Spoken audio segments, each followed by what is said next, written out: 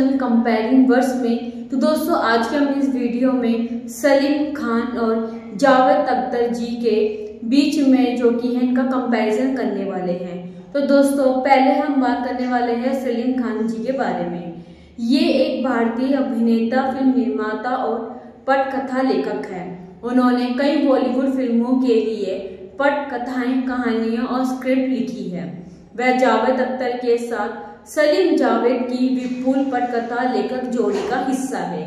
ये जोड़ी हिंदी सिनेमा में स्टार का दर्जा हासिल करने वाली पहले भारतीय पटकथा लेखकों में से एक थी।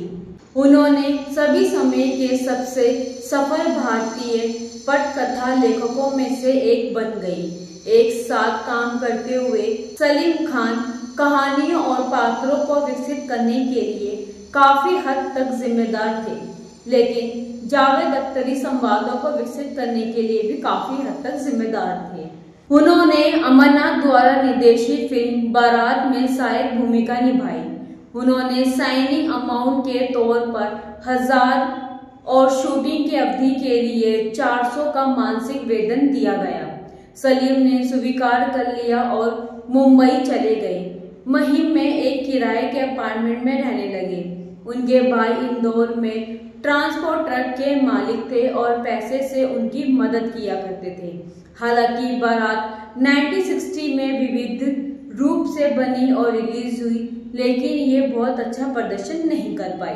तो वहीं प्रिंस सलीम के नाम से काम करते हुए वह महत्वाकांक्षी अभिनेताओं की सामान्य संघर्ष स्थिति में आ गए। छोटी मोटी भूमिकाओं में काम किया।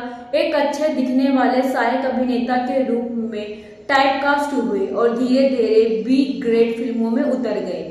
अगले दशक में उन्होंने उदासीन भूमिकाएं में अभिनय किया।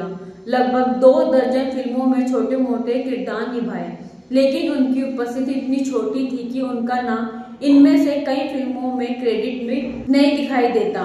तो वहीं 1970 तक उनकी कुल 14 फिल्मों में क्रेडिट था और 1977 में एक अंतिम उपस्थिति थी। इनमें तीसरी मंजिल, सरहदी लुटेरा, दीवाना शामिल है। उनकी सबसे महत्वपूर्ण भूमिका जिसके लिए उन्हें कुछ नोटिस मिला तीसरी मंजिल में थी, जहां नायक के दोस्त के रूप में उनकी भूमिका एक दमदार थी और उनके प्रवेश दृश्य को बहुत अच्छी तरह से तैयार किया गया था। 25 फिल्मों में काम करने के बाद उन्हें अंतर समझ में आ गया कि वह अभिनेता बनने के लिए उपयुक्त नहीं थे, क्योंकि मेरे पास ब्रश पेंट की कला की कमी थी। लेकिन तब तक बहुत देर हो चुकी थी। मैं इंदौर वापस कैसे जा सकता। 1960 के दशक के उत्तरार्ध में सलीम खान ने अपना ध्यान अभिनय से हटाकर पटकथा लेखन की ओर लगाना शुरू कर दिया। प्रिंस सलीम का नाम का उपयोग करना जारी रखा। उनकी सबसे उल्लेखनीय फिल्म पटकथाओं में से एक दो भाई 1969 थी, जिन्होंने अबरार अलवी के साथ लेखक नायिका के रूप में भी काम शुरू किया।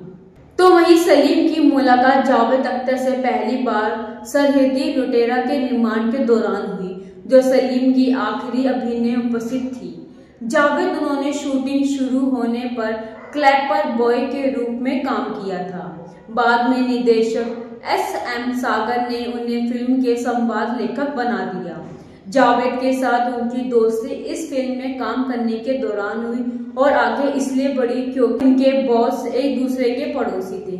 सलीम खान जी को पटकथा और संवादों को अंतिम रूप देने में लेखक निर्देशक अबरार अलवी की सहायता करने का काम मिला, जबकि जावेद अख्तर जी ने कविता को निखारने पर ध्यान केंद्रित करते हुए इसी तरह की समीक्षा में कैफी अजामी की सहायता करना शुरू कर दिया। तो वहीं अबरार अलवी और कैफी अजामी पड़ोसी थे और इसलिए सलीम खान और जावेद अख्तर एक दूसरे से काफी मिलते थे। दोनों की जोड़ी अच्छी बन गई और एक पटकथा लेखन टीम बनी, जिसमें सलीम जावेद के नाम से जाना गया। सलीम कहानियां और कथानक बनाते थे। वे फिल्म के अंतिम मसौदे के संबंध में विचार मंथन करते और निष्कर्ष पर पहुंचते थे। तो वहीं राजेश खन्ना को उन्हें पटकथा लेखक के रूप में पहला ब्रेक देने का श्रेय दिया जाता है। जावेद अख्तर ने एक साक्षात्कार में स्वीकार किया कि एक दिन वे राजेश खन्ना सलीम साहब के पास गए और कहा कि मिस्टर देवर ने उन्हें एक बड़ी साइनिंग राशि दी है जिससे वे उनके बंगले आशीर्वाद का भुगतान पूरा कर सकते हैं। लेकिन फिल्म देवाचैल की रीमेक थी और मूल की पटकथा संतोषजनक होने से बहुत दूर थी। उन्होंने हमसे कहा कि अगर हम इस स्क्रिप्ट को सही करके कर सकते हैं तो वह सुनिश्चित करेंगे कि हमें पैसा और शेयर दोनों मिले। पटकथा लेखन के रूप में ये उनका पहला ब्रेक था और फिल्म हाथी मेरे साथ एक बड़ी हिट बन गई। सलीम जावेद की जोड़ी को जीपी सिप्पी ने सिप्पी फिल्म के लिए रजिस्टर्ड स्क्रीन राइटर के रूप में काम पर रखा था। उनकी पहली बड़ी सफलता अंदाज की स्क्रिप्ट थी। उसके बाद अधिकार, हाथी मेरे साथी, सीता और गीता, उन्होंने यादों की बारात, जंजीर, हाथ की सफाई, दीवार, शोले, चाचा भतीजा, डॉन, त्रिशूल, दोस्ताना, क्रांति जमाना, मिस्टर इंडिया भी फिल्में हिट दी है। उन्होंने 2 कन्नड़ फिल्मों प्रेमदा कनिके और राजा नन्ना राजा सहित 24 फिल्मों में एक साथ काम किया है। उनकी लिखी 24 फिल्मों में से 20 फिल्में हिट रही है। उन्होंने जो पटकथाएं लिखी है लेकिन वो बॉक्स ऑफिस पर सफल नहीं हुई। उनमें आखिरी दाव, ईमान धर्म, काला पत्थर, शान शामिल है। हालांकि 1982 में वे अलग हो गए, लेकिन अहंकार के मुद्दों के कारण उन्होंने जो पटकथाएं लिखी हैं उनमें से कुछ पर बाद में जमाना और मिस्टर इंडिया जैसी फिल्म बनी जो सफल भी साबित हुई। तो वहीं सलीम जावेद जी ने कई बार सर्वकालीन सबसे सफल पटकथा लेखक के रूप में वर्णित किया गया है, तो वह भारतीय सिनेमा के स्टार का दर्जा हासिल करने वाले पटकथा लेखक के रूप में भी जाने जाते हैं। सलीम जावेद नाम से श्रेय दिए जाने के बावजूद जंजीर की पटकथा लगभग पूरी तरह से सलीम खान द्वारा अकेले लिखी गई थी। जावेद अख्तर को शामिल करने और इसे सलीम जावेद नाम से श्रेय देने से पहले सलीम खान ने अमिताभ बच्चन के करियर को लॉन्च करने में भी महत्वपूर्ण भूमिका निभाई थी, जो सलीम जावेद द्वारा खोजे जाने पहले एक संघर्षशील अभिनेता थे जो उनकी अभिनय क्षमताओं से प्रभावित थे और उन्हें अपनी फिल्मों में मुख्य भूमिकाओं में लेने पर जोर दिया करते थे। सलीम खान अमिताभ बच्चन जी को प्रकाश मेहरा और मनमोहन देसाई जैसे निर्देशकों से मिलवाने के लिए व्यक्तिगत रूप से भी जिम्मेदार थे। जावेद से अलग होने के बाद सलीम खान ने अंगारे, नाम, कब्जा और जुल्म जैसी सफल फिल्मों के लिए पटकथा और संवाद लिखे।